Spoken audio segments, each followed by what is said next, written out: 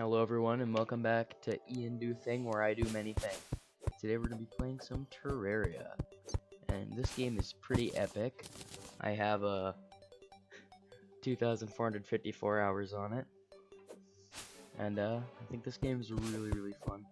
I can't be too loud right now because my brother is literally sleeping right now, and he will kill me if I wake him up, which is sad. This is so sad. Alexa, play Despacito.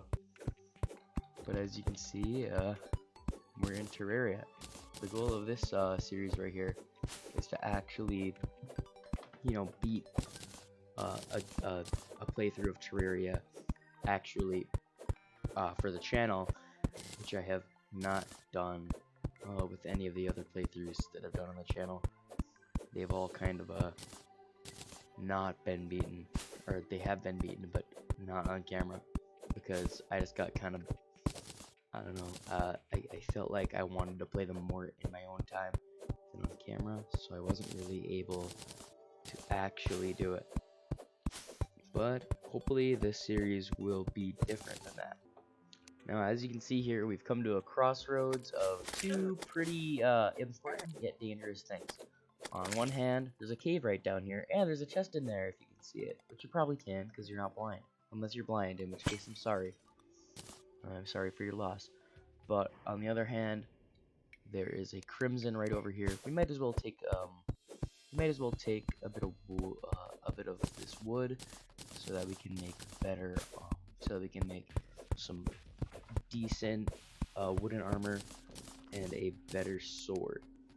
Now, these guys I would not recommend actually taking on at this point in the game, and I'm actually gonna run away from them in search of a better entrance, which is just this. Don't even worry about that. Now, this blood crawler might do us in, if it can get to us, which it cannot. Oh yeah. Let's make some torches up real quick. And oh yeah, another chest. An aglet, yes. That is a key component in crafting the lightning boots later on in pre-hard mode. When I say pre-hard mode and hard mode, if you're not familiar with the game, pre-hard mode is before you defeat the wall of flesh, while hard mode is, well, after you defeat the wall of flesh, you enter hard mode. And if this bloodthirsty little ice slime over here didn't want to kill me, we have actually entered literally the worst place to be right at the start of the game. So you know what, I'm just going to recall potion out of there. And one slime that dropped a giant bow and a bit of luck later, over on the right, just right of the spawn's like right here, we have found a bit of iron jutting out of the ground. How cool is that? And I wouldn't call this a cave because it doesn't really go down very far. However, technically, one could call that a cave. I wouldn't, but if you really wanted to, hey, that's a cave, but that ain't a cave for me.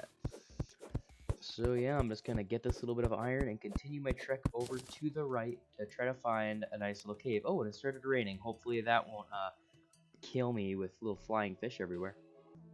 Get out of here, you stupid little fish. What are you doing? Oh, great, there's a third one up there. How great is that? Also, technically, in Terraria right now, it's Christmas, so yeah, we got, every once in a while, enemies will drop presents, and also, did you see that? That was a candy cane that was supposed to be a heart.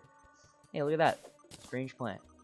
Those can be, traded with a dye trader guy for, rare dyes, which you can use to dye your armor, your accessories, your pets, your mounts, all that cool stuff.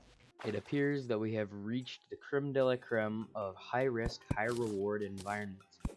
Now, the desert is actually a really good place to actually gather cactus, which you can make a cactus pickaxe, a cactus sword, and cactus armor out of. However, there's a ton of bloodthirsty vultures that really want to kill you. So yeah, we're going to take our... Actually, let's see if we can get a candy cane sword from this present. Nope, we just got candy cane blocks, which cannot be made into the candy cane sword. So we're going to have to watch out for that bloodthirsty sand slime right there. Unless he jumps over us. Hey, how about that? And there's another vulture right here. And as you can see, we have encountered probably the most dangerous thing yet. And that is an antlion swarmer. Hopefully we can keep it at bay with this pickaxe. And I'm kind of worried about this right now, because it could get next to us, but we could also get a mandible blade from it. So, nope, we did not get the mandible blade. However, we did get a couple of antlion mandibles. Now, this place is high risk, high reward, because there's so many dangerous enemies. However, you can come down into this place and find tons of great early game loot in little abandoned homes. And these are great if you just started the game. You're not that bad, and you kind of just want to get some stuff. And I have not been in one of these caves in quite a while. I'm not gonna lie to you guys. Hey, how about that? After many torches and glow sticks and a lot of digging and quite a bit of luck later, we've actually run into one of these abandoned houses. And if we dig down into it, we can actually find some pretty nice stuff. For starters, there's two. Whoa, that is a lot of antlion chargers. For starters, there are 2 anvils right here, which we will only take one of. There's an extractinator, which can be useful later. I can hear oh crap, one of the, like a worm thing, so we can be careful of that. And in this chest, we can find some shoe spikes, bombs, angel statues are pretty useless, but they look kind of cool. Torches, finally, and then some of that stuff. Okay, I'm just being very careful of that guy. I bet you can hear him, but he sounds like the louder and more frequent that sound is, the closer he is. Let's see if we can get a good close-up on him.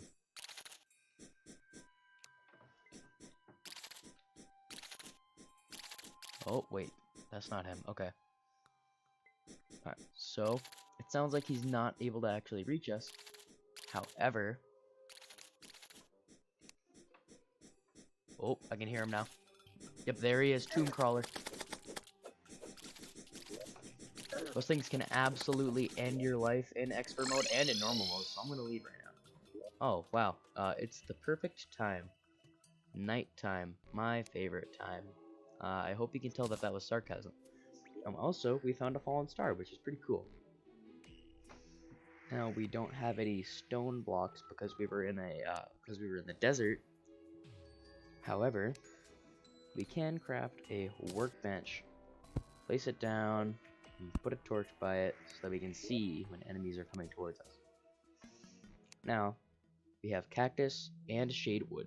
Now, all we have to do is see whether a cactus sword, which does 9 damage, is stronger than a shadewood sword, which does 10 damage.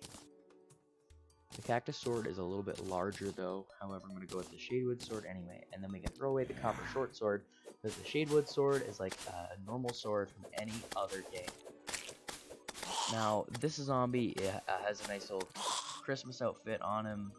That's not how they normally are. Some enemies such as slimes, zombies, and demon eyes can have alternate Christmas clothing to better fit they can have better they can have different appearances to better fit the season.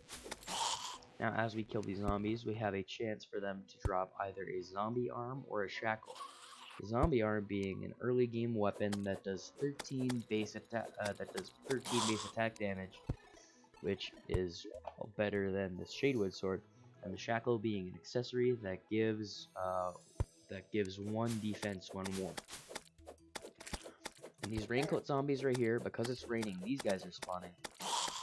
And they have a chance to actually drop either a raincoat or a rain hat. These demon eyes here are pretty annoying, however they are pretty useful. Because they can drop the lens, and on an even rare occasion they can drop the black lens, which can be used for crafting the optic staff, which is a mid-game summoning weapon that summons 2 eyes that fight for you. Now this guy over here speeding towards us has absolutely no chance because I am good at the game. Haha. Now these zombies can eat my dust. Hey, how about that? We get a shackle. as you can see, the shackle gives 1 defense. Alright, it's equipable, and looks like this on our character. Oh, there's some zombie stuff in the way. Oh, but do you see those little chains around my arms there? That's the shackle. Some, not all, like the aglet does not, but some accessories can actually change your appearance. And these little eye icons over here can actually change whether they appear or not. And I'm actually going to keep that off. Also, some things that you can get from enemies or by buying them are actually vanity items that don't actually increase your stats, such as this giant bow that I got from that slime earlier. It's a vanity item, which means it doesn't change your stats, it just changes your look. And this thing just goes on my head like this. Now, if we kill this raincoat zombie, and get any of his things, oh, 69 copper, that's hilarious. Also, one thing to note, if you don't know already, if you're wearing armor, and then you wear a vanity item, the vanity item overrides the armor slot in appearance. However, so you can have just like all the familiar set of, which is just like your base clothes, so you would just look like this, and you could have, let's say, solar armor in here, and it would still give you all the effects of the solar armor, except you would just look like this, which is pretty cool. And I'm only wearing the bow because, hey, I got it from an enemy. That's pretty cool. Also, present. Yay, let's open that. Pine tree blocks. These things are pretty cool, but they're not too useful. Also, while we're at it, we can place down our gold chest, and then break this block right here, and set down our anvil as we prepare to fight this demon eye right here. And I'll come back to you guys when it becomes morning. Well, slimes have begun to spawn again, which means it is finally morning.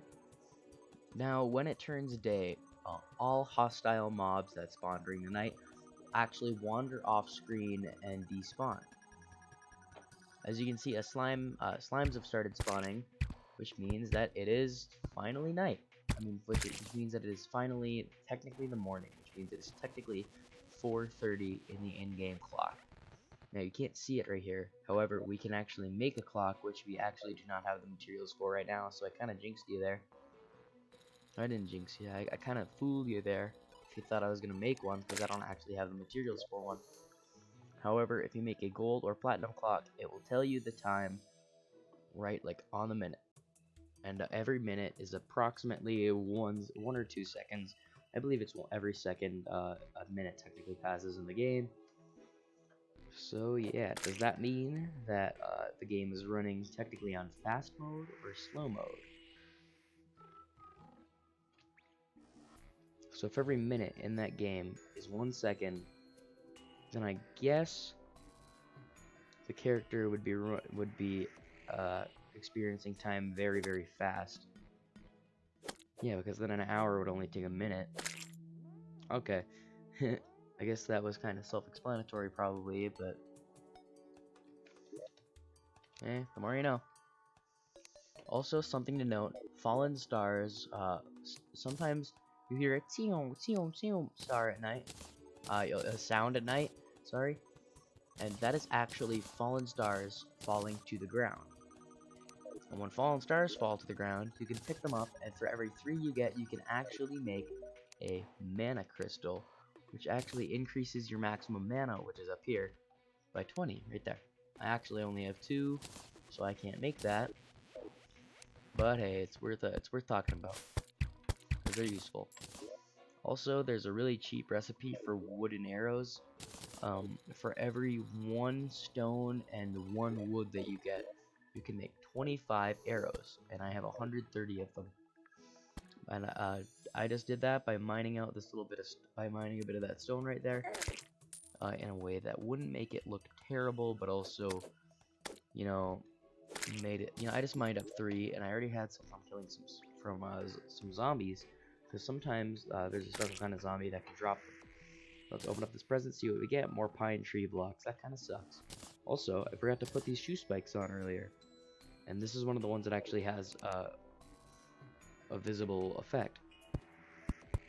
Now, shoe spikes actually let you kind of climb walls. So normally, let's just put them in the vanity slot for now. Normally, you wouldn't actually be able to jump up this. However, if you have the shoe spikes, you can kind of climb up the wall. And yeah, it's pretty cool. Shoe spikes are one of the more useful items, especially in the later game.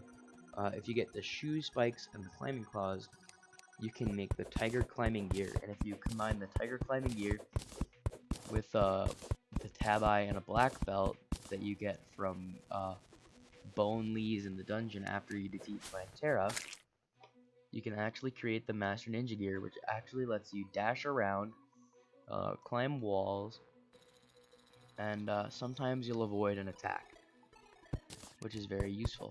I'm actually going to move this chest outwards more, as to not actually disrupt the flow of the game. So I'm going to build a basic outline of a house real quick, and then I'll come right back to you guys. Alright everybody, so here we have the basic outline of a basic starter survival house.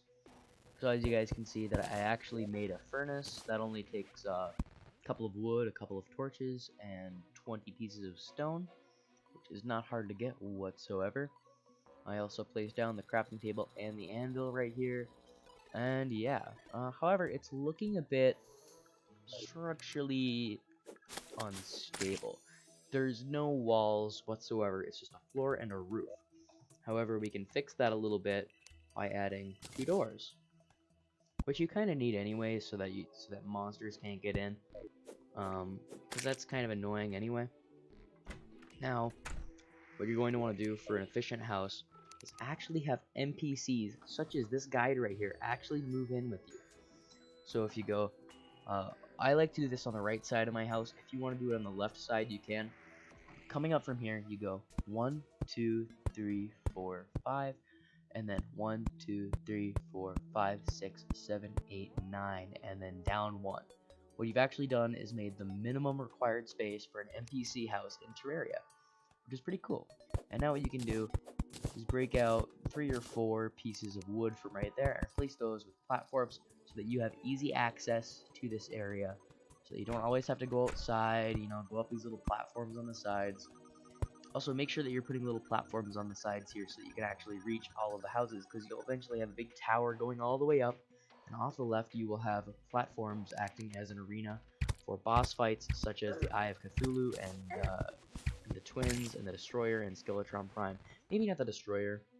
Yeah, probably not the Destroyer. Definitely not the Destroyer. But maybe the Eye of Cthulhu, Skeletron Prime, King Slime, stuff like that isn't very hard to deal with.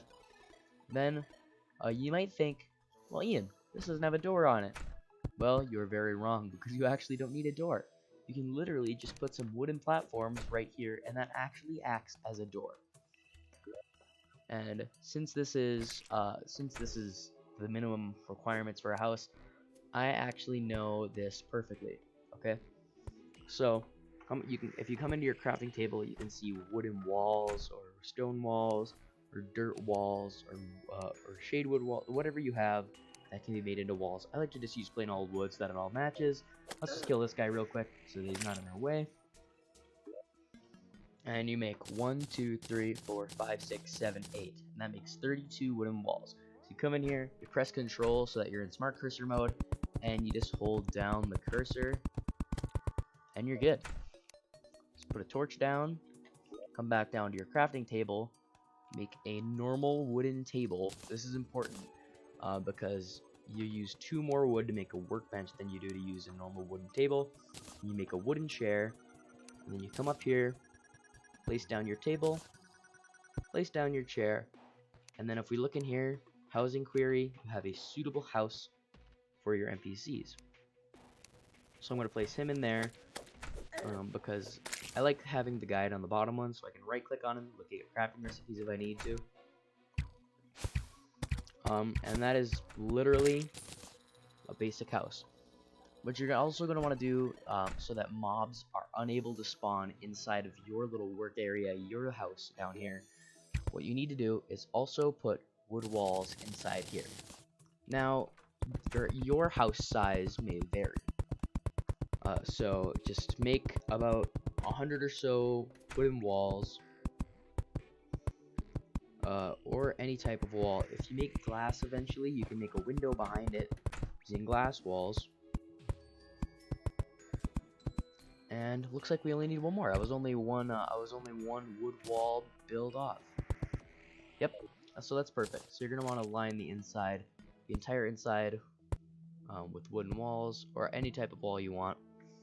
You can build this house out of anything, and then put some torches in there for light.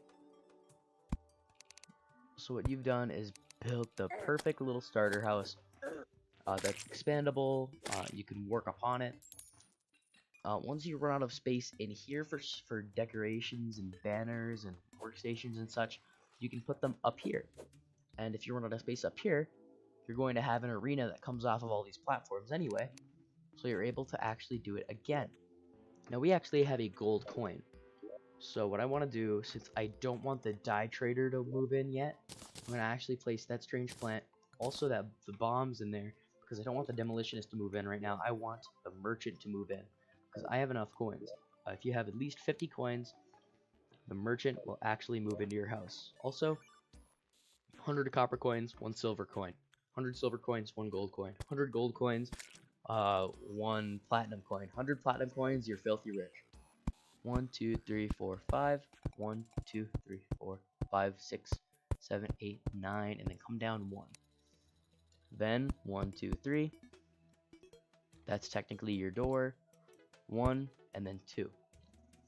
Come down here. And then you get your wooden table, your wooden chair. These don't have to be wood, these can be whatever you have that can be made into stuff. And then 32 wooden walls, that is 8 wood. And line the back walls. Also, if you mess up, you can make a hammer, and with a hammer you can actually manipulate back walls. You can add them, remove them. Also, if you come up to a block, here I'm just going to place this sandstone block for example. If you come up to a block, you can actually manipulate that block's shape. I accidentally did it to that dirt block right there. But you can actually manipulate its shape. So you can make a slope or just a half of a block. With platforms, you can make stairways. What you want to do, place your wooden table face outwards so that the chair faces in. That doesn't matter, it just looks nice. And then place your torch in there. And since it's night, he will not move in yet. But housing query, this housing is suitable. If it doesn't work, make sure you have a light in there. Make sure that you have a table and a chair. Other than that, it should work. If it doesn't work, make sure that you have the right dimensions or larger. Alright, also if it doesn't work, make sure that the entirety of this background is covered by walls. And I have been Ian Do Thing for episode 1 of this Terraria playthrough. I will see you in the next episode. Goodbye.